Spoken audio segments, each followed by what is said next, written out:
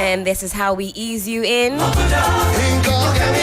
on a glorious, glorious Tuesday morning. Good morning, hello, and a very warm welcome. This is 3FM Sunrise on 3FM 92.7. Today is the 22nd day of the 8th month in the year 2023. As always, we're so glad that you decided to start your morning with us. And what an excellent choice you've made. My name is Helen Apia Ampofo, soon to be joined by the other co-pilots, Mr. Johnny Hughes, Mr. William Isiedu. But before we add these two very important voices to the conversation, let's say hello and good morning to Felicity Ahafianyo, who's the chief forecaster with the Ghana Met. She'll be letting us know what to expect by way of weather this morning. Felicity, hello, good morning to you. Hope you are well. Good morning, Helen. Yes, I am better today than yesterday. Fantastic. It's still not looking too bright. Are we expecting another maybe 24 hours of showers? Let us know. Thanks so much, and good morning to the guys in the studio and all our audience across the social media platforms. For today, it's going to be a bit drier. We expect it to be cloudy this morning with just light rain or drizzle occurring over just a few places. We expect the sun to set in, giving way to partly cloudy across the 16 regions. We expect temperatures to go as high as 31 over the northern sector, 28, 29 over the middle sector, 28 along the coastal strip. By late afternoon into the evening to the night, we are expecting some rain and thundercloud formation over Burkina Faso, which is likely to graze over the upper east and then the upper west region. Then also those of us around the Tamale, Yendi area too, we are having a localized formation of thunderstorm and rain over their places. Western region and part of western north, we are also likely to have some light rain or drizzle in the evening to tomorrow morning. For the state of the sea, we expect it to be a rough day, a bit windy. So fisher folks, if they will be doing any fishing activities, then they have to be extra careful, or if any other things, they just have to be careful on the sea. The water lake is pretty cool for this morning for any activities that they want to do. But then those in the OT region side, the Kwame Danso, Ketekrachi area, they are expecting some rain and thunderclouds late afternoon into the evening hours. So they have to watch out and then protect themselves. So this is how we expect it to be today, the 22nd day of August 2023. Amazing stuff. Thank you so much, Felicity, for that update. We'll be looking out for subsequent ones to follow. Thank you. And again, that was Felicity Ahafianyo giving us the weather update. You might need an umbrella where you are, but do get comfortable. We're about to get into the news review. We have the men.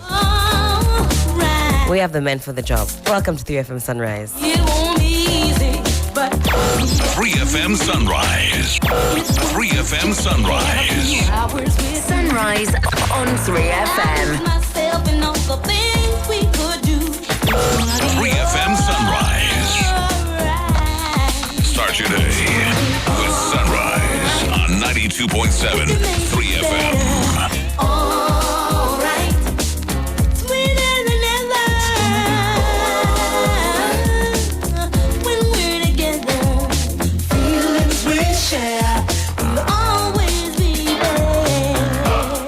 There's only 25 minutes after 6 on 3FM 92.7. You got it right by tuning in.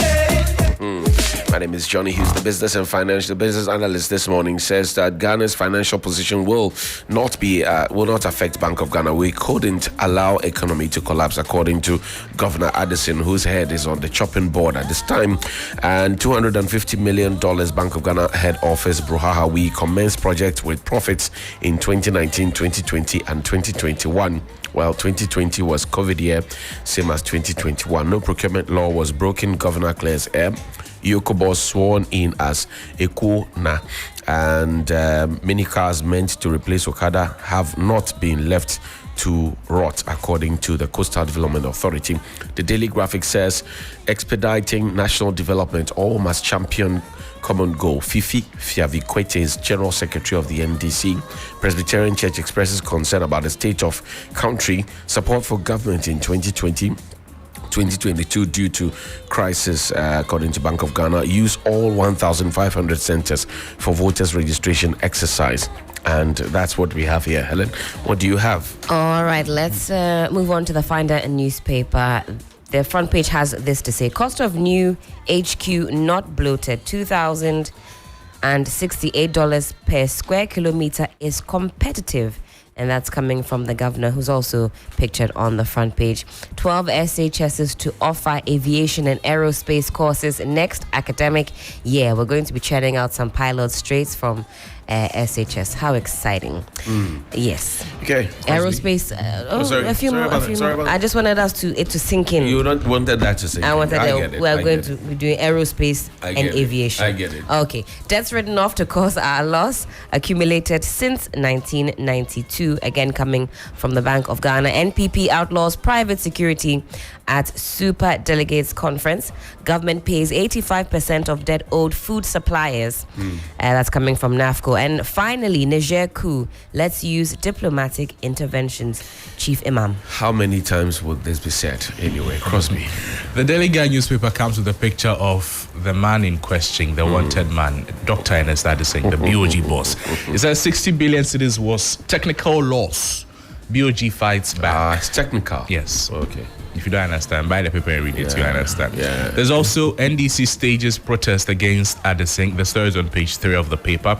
An NPP ready for Saturday. Comes to the picture of the NPP Election Committee Vice Chairman Kwabena Bankwaya addressing the media at the party's headquarters yesterday. There is centralized registration will deprive Ghanaians. The story is on page 6. And I don't want John Mahama drama.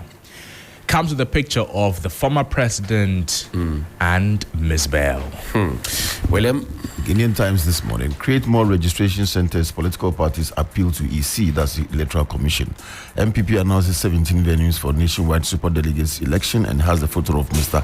Stephen Intim, who is the chair of the National New Patriotic Party. 30 billion Ghana cedis arrears owed free SHS suppliers to be cleared. That's according to the NAFCO. Right. And Ghana ready to become entrepreneurial hub. On the back page of the Ghanaian Times, we will protect cocoa farms from Galamsey. That's according to Professor Kwating. Professor Kwating is saying that we will protect cocoa farms from Galamsey. We know more. Where do we begin, Helen? Just very quickly, I see on the back page of the Daily Guide, Crosby, you've got it. The Ministry of Youth and Sports, they unveiled, what do you call it? The artwork for the, I believe it's the Paralympic Games. Yeah. And it was met with a lot of interesting reaction on social media. You guys didn't like it at all. So we couldn't identify. I think ultimately we've concluded it's a cocoa bean. It's a cocoa bean. Yes. It looks like Oceanic Mako. You guys know Killer Bean. Who knows Killer? They said this is Killer Bean's cousin. And he's wearing some kente suspenders. But if he has shoulders, why are the suspenders by the ears? It can sit squarely on the shoulders. I mean, sometimes we can get a bit more creative. Have you seen an egg with a shoulder before? Is this an egg or Killer Bean or cocoa? No, this one looks like garden eggs. Or bull fruit. I'm not too sure. Maybe the cocoa is representing Ghana. I think they went too far. I think they could have been a bit more. And the cocoa. Hey, the shoe alone. Look at the socks. Ghana flag. I want to know how much this costs, and for me, some of these things, I mean, we could have put it out there and called for people to create excitement. Create excitement. Yeah, sometimes they do that though. That's what they always do. I don't know why. This one, they didn't give us a choice. Yeah, they said, Kwabena sa woman on computer. What's the name of the mascot? What's the name? Why they give it the name? They didn't give it. I don't even know whether it's here to stay because you guys did not like it at all. This one is Dapper. We like it. We chose it. You can go and die. Oh my God, man. So, where do we begin, Helen? Definitely Bank of Ghana, because on the front page of the Finder newspaper, we're told that these costs are quite competitive. We know that as Ghanaians, we need or want more bang for our buck because we don't have too much of the kudi, of the luchi. So let's get into page 2 of the Finder newspaper. Now, the Bank of Ghana has rejected accusations that the cost of its new headquarters under construction is inflated. If you've been following Honorable Okudzeto Ablakwa, he's been putting out some figures and he says this is unacceptable. Costs are too high. Well, according to the regulator, the $2,068 per square kilometer cost of the project compares favorably with the data of the Africa Property and Construction Cost Guide 2021-2022's $2,658 per square kilometer. And then if you bring it to this year, you'd be looking at 2,720. So for us, the savings of about $700 per square kilometer, we're told, is good bang for buck. The Bank of Ghana pointed out that even though the comparable data from the Africa Property and Construction Cost Guide relates to prestige high-rise office spaces, the unique features of a central bank, including vaults and security installations, rank higher than the considerations for the former. Conspicuously, Bank of Ghana failed to provide the total cost of the reviewed project to debunk the $250 million cost in the public domain. It's conspicuous because the project is 50% complete. You see, the Bank of Ghana needs to recognize that the uproar that people have is because they are preaching autonomy, but the autonomy is onto us, the people. And the Bank of Ghana, nobody at the Bank of Ghana has their own money. The monies they manage are our money. You understand? I understand. If they have to mint whatever and go and issue new notes, whatever it is, they are doing that on our behalf. They have just been giving that independence because we do not want anybody to go and influence them in the very wrong way. And so far, if what we're reading is anything to go by, when we found ourselves in very deep crisis and we're telling everybody to tighten their belt, they were busy doling out cash to government and, issuing new notes and all of that. And I remember when these matters were mentioned, they said they are all lies. You remember? I recall. And they said, Bank of Ghana is, as they say in our local parlance, cutting money. They say, no, they are not cutting money. They are not printing money. Yes. We are all telling lies. Now the thing is here, and they are explaining. If I were governor, this now would have left. I don't know why people are not able to leave public office when it's obvious that the things are looking messier. I don't know why it's difficult. Like Ken Ofori-Atta, like this man. I don't know why. And we should learn from must you be dragged through the mud before you know that we saw it happening in the UK, and they say, well, we have a lot of. If we say we have the men, you give everybody a chance. In how many months? They changed four. So you come, you try your hands at it. Your methods don't work. Your creativity is not up to par. You step aside. Somebody else also takes over the reins. There's so many of us. A lot of knowledge, a lot of creativity. Step aside. Let somebody else come and try their hands at it. See if they can make a difference. What is so wrong with that? Well, the NDC says they want to have a demonstration on my birthday, the 5th of September. Ayaka. Let's see how it goes. There's a story on the page 2 of the Ghanaian Times that I find quite worrying that we may have to look at. 22,000 images and videos of child sexual abuse assessed in 2022. At least that number of child abuse cases were assessed, shared, or produced in Ghana. in 2022, a report by the United Nations Children's Fund, that's UNICEF, a National Center for Missing and Reported Children, has stated also 13,000 of similar materials were disseminated in 2020, a jump from the 750 recorded cases in 2016. So to curb this growing trend, the Cybersecurity Authority is to establish a complaint mechanism and a helpline dedicated to reporting online child abuse and counseling victims of online abuse. I'm worried because I saw a video of, not in Ghana, but somewhere in the UK, where there's an organization that does this tracking.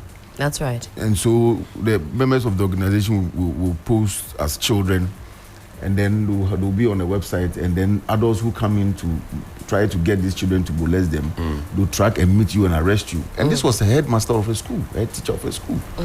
And so I don't think we are going there yet, because Stephen Crosby did a story, Samani did a story about on-screen time, children having so much on-screen time and less supervision. And if they don't get some of these things right from the beginning, they can become twisted individuals. And looking at the way the world is going, we are in for a very serious... For me, I think that the bigger conversation should be a National Commission on Culture. We have a whole commission on culture. They have what they call a cultural policy, all right? How do we pick games like Ampe, Alokoto, Petinge, Namoye, Lawi, all of those ones? How do we pick them and modernize them so that the children can now participate? Because we are complaining about screen time. They're doing a lot of screen time because on their tablets they can find games and stuff that engage them, right?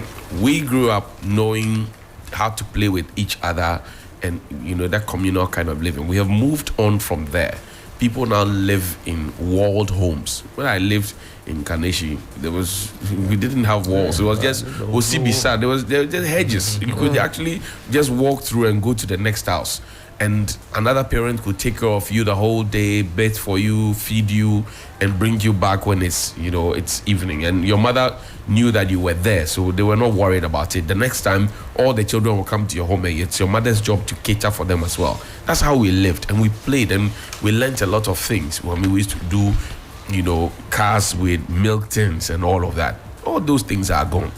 How is the National Commission on Culture picking some of those things, modernizing them, and pushing them out there? Because they have a duty by the cultural policy to ensure that some of the ways in which we have lived for a long time as Africans are preserved.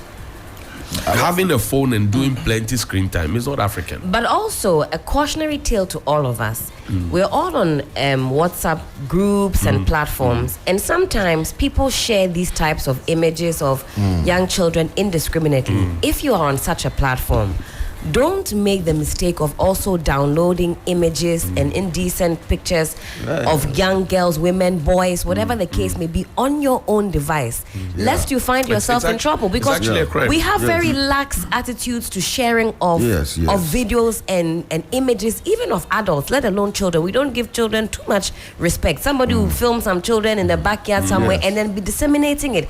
It's a crime. We have to do better in our part of the world. Another part of the world, it's a big cartel. You have groups of men and women sharing these images of young children. It's very disturbing. I was on a jury on a case like that in the UK, and let me tell you, it is sickening. It ruins lives. So on your own part as well, if anybody is sharing that type of information, let them know that it is a crime. I think also beyond what Johnny said, the Commission on Culture, I think the domestic culture of Ghana and Africa is also changing very fast. I mean, like, as he said, when we're growing up, at least one parent will either come home early or was at home.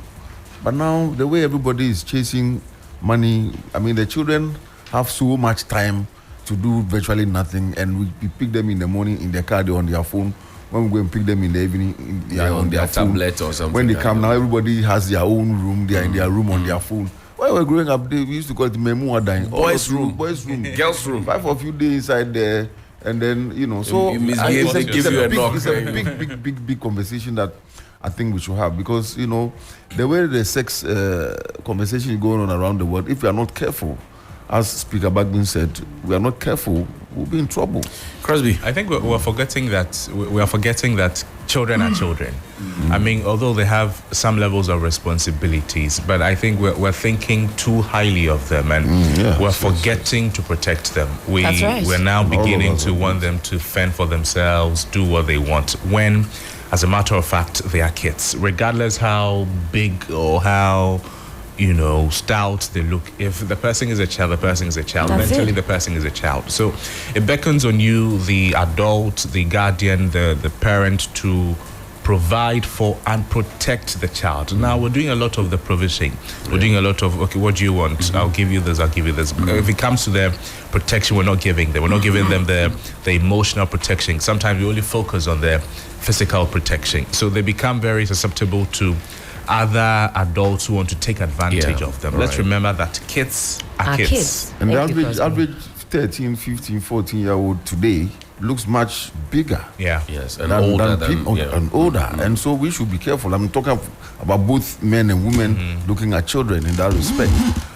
So I'll go back to the cultural policy. And I think that most of the institutions, you only get to hear about them when the cat is out of the bag. Yeah. We need to hear. But I know that the cultural policy existed in the Jerry Rawlings era. Kufuor came, he tried to look at it again. I know that the Akufo-Addo government is also taking another look at it. But the point is that when we finish looking at it, we finish repackaging the document.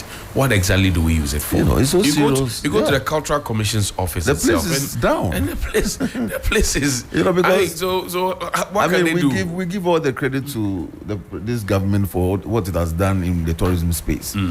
And maybe the arts and the creative arts space. I mean, we should give. But when it comes to culture, as an institution, I mean, from the policy perspective, I think there's more room. But you huge see, room for. But you see, William, culture will be expressed on the stages. Yes, that's what I'm For saying. example, the government promised that we're going to give pay more theaters, attention. in all the regions. Yeah. In fact, recently they promised one amphitheater in the Ashanti region or so. They gave a timeline for the it. bit. And my dad used to take me to the arts center to go okay. and see plays, and he will explain to me what it means, or sometimes take you to maybe a David Daunt or somebody and let them explain. Of course, And those were privileged as we speak opportunities. in Wa, there's a gentleman who's standing trial presently for allegedly abusing as many as 12 children. Is it? Yeah. And this guy is a popular guy in the neighborhood. He's an MC. MC. He calls these young girls to come and dance, and after dancing, he wants to go and dance with them. His is We one. have to protect our children. His is one. There's a story I chased with Chris. Natoma Otabel. Yes, he sodomized 19 boys, and this was a That's- social studies teacher. Yes. Right? He's supposed to teach them how to live right in society. And when that matter broke, I remember that the education ministry were quiet about it. The gender ministry, then Ajasafo was in charge, was quiet about it. In fact, she was Dopsu- away, wasn't she? Dopsu- that but was she was Dopsu. there before the there. matter, and they were all quiet for It took a while for for them a to speak. whole year. So I made it a project on Johnny's Bike to speak about it every single time, even to get them psychosocial support up until now.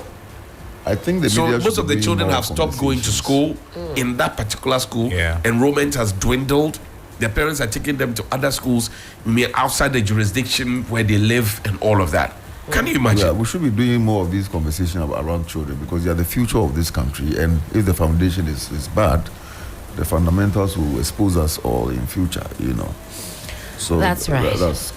Well, this one also caught my eye quickly before Johnny gets biting. 12 SHS to begin aviation and aerospace courses next academic year. Now, beginning next academic year, 12 senior high schools will offer courses in aviation and aerospace. Dr. Yawose Educhu, Minister for Education, has announced the initiative, according to him, forms part of efforts to promote science, technology, engineering, and mathematics STEM education in the country to enable Ghanaian students to compete in the fourth industrial revolution. The minister announced this at the Efia Kobi Ampim Girls Senior High School, which is credited as the first SHS in Ghana to have developed a miniature airplane as part of its engineering exploits. He was in the school to encourage the girls who had formed an engineering club to work hard and make a mark in the field of engineering while positioning themselves to further their education abroad. So now we know that our children will be competing on a global stage. We pray that this thing will not end where it has started.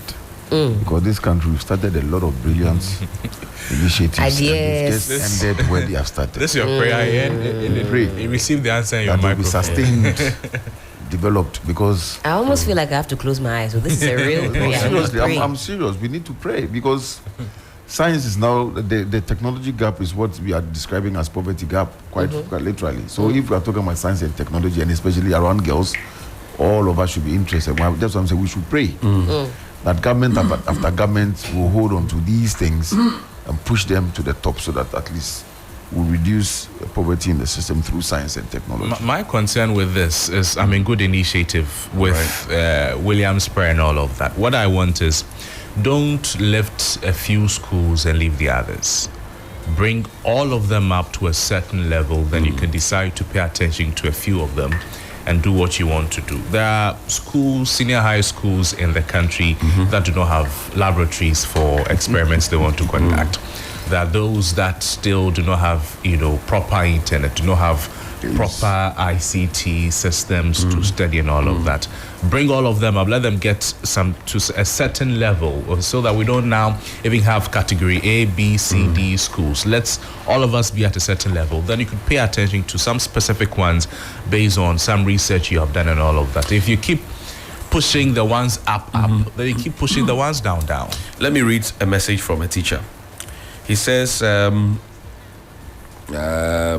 Johnny, for a school final year students population like ours, with practicals in visual arts, home economics and science, the accountant tells me government released only 7,000 cedis for practicals. Meanwhile, visual arts alone has a budget of 9,000. It was a nasty scene between one teacher and the Beza, because she fears that her money she used to pre-finance will see the famous haircut. And again, they're going to write their ICT practicals on the 24th of August. A school in the Oti region, Kajebi Asato SHS, they have over 400 students. They have 30 desktops, and all of them are supposed to write the practical exam for ICT. So they'll have to go in batches. But that is, they are not supposed to do that. They're supposed to 1 man, 1 bullet. The 30 1 man, desktops 1 are not computer. all of They're them. using tools as mouse. So you see, Crosby is right when he said we're trying to lift the ones that are already up there because the story looks good already. How about picking the ones that are not known, they don't have the wherewithal, and pushing them? Yeah. Because in Kajebi Asato, which is in the Oti region somewhere, it's cool for the community. How much do people in Oti region earn? Largely a farming community in that corner. And when The you child of a subsistent farmer. What do you expect? How much do you expect this person to have? When you're able to make these changes in the rural schools, those impacts, they are felt more and earlier than the ones we do in the various, elite communities or the elite schools. If you go to this OT region school and then you create an ICT lab, very nice, you make the environment conducive for learning. I mean, you would see massive, almost immediate improvement in the quality of students that they will churn out, and that will impact the community positively, the region, and then the country. But if you keep focusing on the ones we're talking about, then it's not too nice. Anyway, Johnny's Bite is up next, gentlemen and lady. Thank you very much indeed. This is 3FM.